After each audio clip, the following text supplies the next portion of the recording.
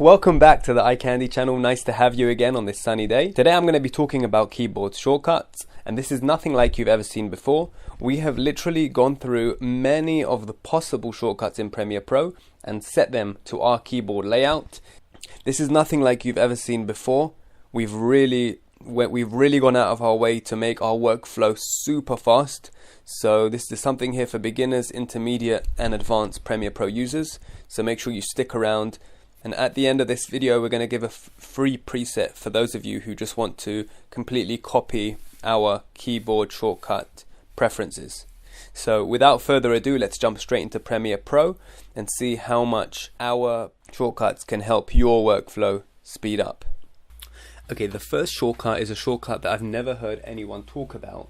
Not only do people not talk about this shortcut, but this actual tool is never talked about. This is called the slip tool. Now what this does is it saves you tons of time when you have a clip, when you have a video clip that's a few seconds too late or a few seconds too early, and you just want to move what's going on in that video. I'll show you for example. So here we have this bird that really is in slow motion, but it's about to take off, and the problem is in my timeline here I haven't even got it even moving. But if I use the slip tool, which I've set to as the letter Y, let's say you have a piece of footage which is kind of like starting too early, so you don't actually see what the action that you want in the video. So what you really want to do is like move the action a bit forward. So most people, I mean, what you'd usually do is like, you know, move this up, move this down, and then look for the action, which in this case is the bird flying. Move it like that, check when it disappears, and then shrink it, and then put it back in place, and then kind of, you know, extend these two. But we don't want to do all of that. I'm going to undo all of that and put it back in. And then the way it's done is by simply using the slip tool. It's actually this one over here, but I've set it for shortcut letter Y. So I'm going to click on Y, and as you see, the mouse changes into this kind of thing. And then the amazing thing about this tool is that when you click on your footage and you want to basically move it left, you can actually see on the screen, I don't know if you can see this, it's not in focus, but on the right hand side you can see what the last frame is going to be like in this piece of footage. So what I'm actually seeing is the beginning, which is the left one. You see where it says 203, that's the beginning, and the end is 526. So that's actually what's going to be appearing on the timeline. So this is an amazing way of knowing what the last frame is going to look like. So let's let go now and have a look at what I've done now. Let's check this out. So you've got the bird from the moment it jumps till it leaves the frame. How amazing was that in one click using the letter Y? The next effect we're going to be talking about, which is the next shortcut we're going to be talking about, is the default audio transition. Now everybody knows about the default video transition, which is Control and D, but not many people use default audio transition. Now there are a few audio transitions you can use. The one I use a lot is constant gain and also exponential fade. Exponential fade is basically like a dip to black for audio. So let's say you want to go from the sound being normal to dipping out. That tool that you want to use there, the effect from the effects control panel is called exponential fade.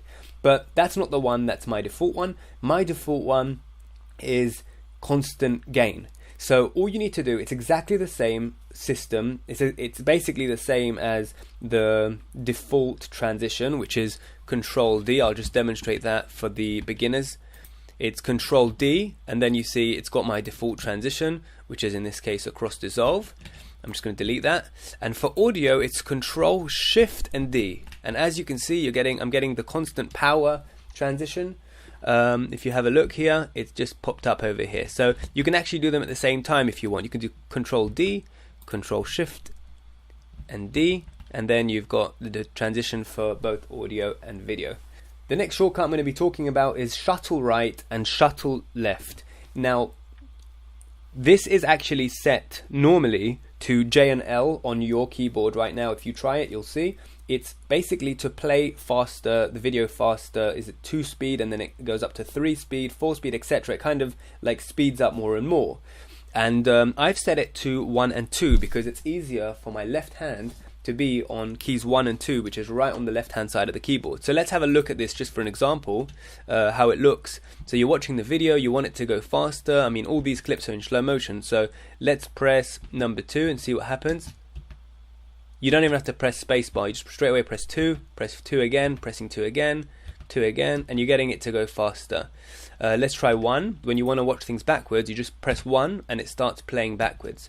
Let's start from the end, and you can speed it up as much as you want.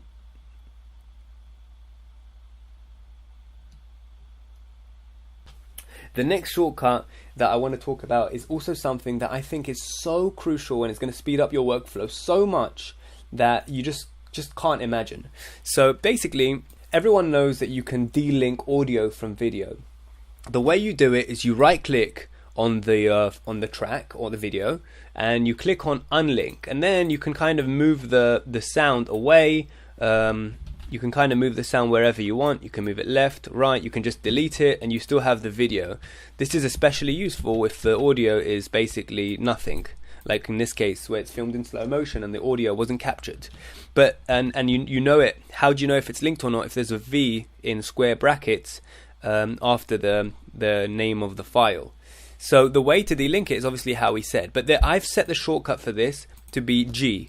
Now when I press G, it delinks the audio, but let's say I wanted to just shrink it and link it back together again. So normally what you'd have to do, press the video and then press and hold shift and then click the other file and then right click and go to link, and then you'd have them linked, which is great because not always all the audio is valid for your sake. So what I'm going to do now is undo everything and just show you how quickly I can do this. And the shortcut is G. So I'm highlighting everything, pressing G, now it's unlinked. I'm shrinking it down, highlighting everything and pressing G again, now it's linked again. That's my shortcut number 2, and I think it's very important to relink audio to video even after you've delinked it. Moving on to the next shortcut, this is a simple one, everyone talks about it. It's the A and S key for zooming in and out of the timeline. So I'm just going to demonstrate that quickly. So I'm pressing the A key a few times and I'm getting a zoom out. This is especially useful when you're trying to move things from the beginning to the end of a video. Let's say there's something that's redundant, so you just move it to the back. And then the S key, of course, is the zoom in tool, and then you can really zoom in all the way in, and it's right next to you on your left hand. So that's A and S. Okay. The next shortcut that I use is Q and W, and that's right above the A and S keys, which is moving 1 frame forward and 1 frame back. Now when you're getting into nitty-gritty details, like for example removing, let's say a photographer did a flash where you didn't like it, like let's say you're recording a video and the photographer just flashed this camera exactly at the worst moment. So let's say you wanted to really zoom into your footage, so you'd press the W key many times. You'd zoom in first of all using the S key, like we said before. Then we're using W, you'd be able to choose the frame that you want to delete, and then Q and W to pick the exact frame that you want to like nitty gritty pick with.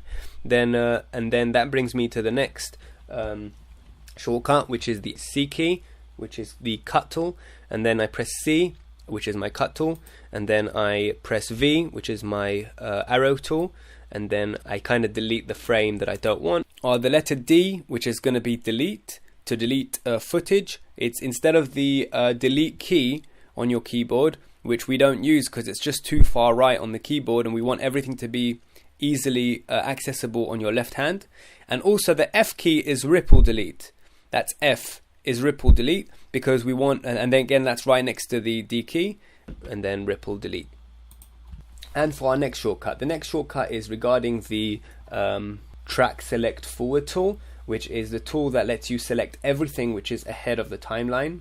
Basically what it does is it lets you select everything forward from your clip, and the way you do this normally is by pressing this this key and then you click and it will select everything in the future.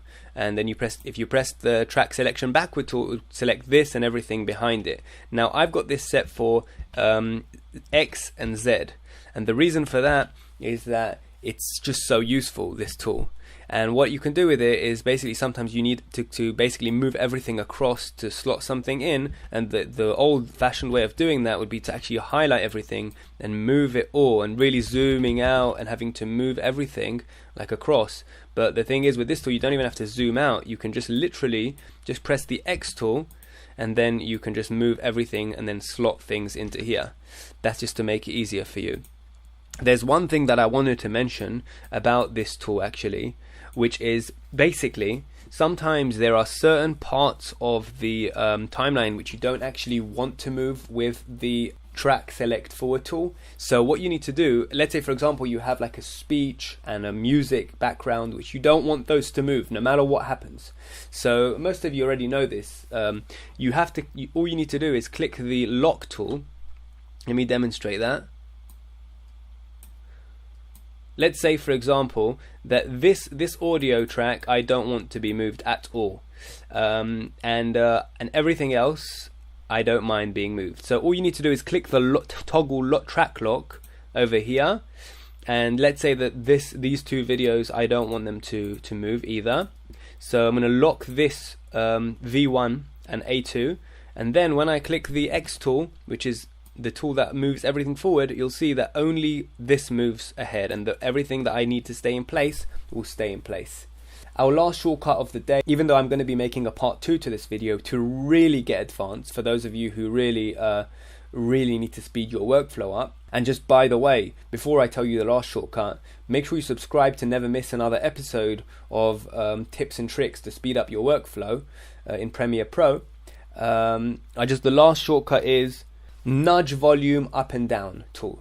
Now some clips are too quiet, some clips are too loud. You can kind of see audio in Premiere Pro, the volume up or down by 3 decibels by using the minus and plus keys on my keyboard. So for example over here, so to reduce the audio you press the minus key, and as you can see if there's like the line goes down automatically over here.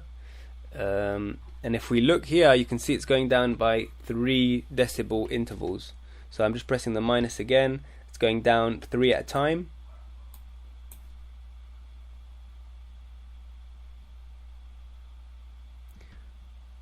-12, -15. And as you can see, it's actually working very much in my control. Unlike when you try and move your mouse up and down, it's very difficult to really to get somewhere specific when you use your mouse. Let's say I wanted it to be on 18, so I would just press it, as many times as I'd need to reduce the audio. Same thing applies for moving this line up. It's the plus key, except for the plus key. Okay, so once again, thanks for watching. I hope this is going to help your workflow. I hope it's going to help speed up your workflow. If you enjoyed this video and you found any value in it, just please give us a thumbs up to let us know so we can continue to create this content. It really does help. Thanks for watching the Eye Candy channel. Goodbye for now and have a good day.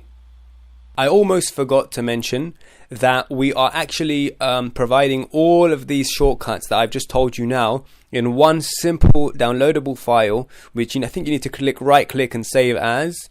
It's in the description below. So once you download the file, all you need to do is go into My Documents, click on Adobe, then click on Premiere Pro, then click on the version number that you're using, then click on Profile and the name of your profile, and then click on the folder called Win. If you drop the file in there, it will appear. When you go into Premiere Pro, it will appear under Edit, Keyboard Shortcuts, Keyboard Layout Preset, and you just select it and you're off to go. You're on your way to a faster, simpler, more efficient workflow. Thanks for watching.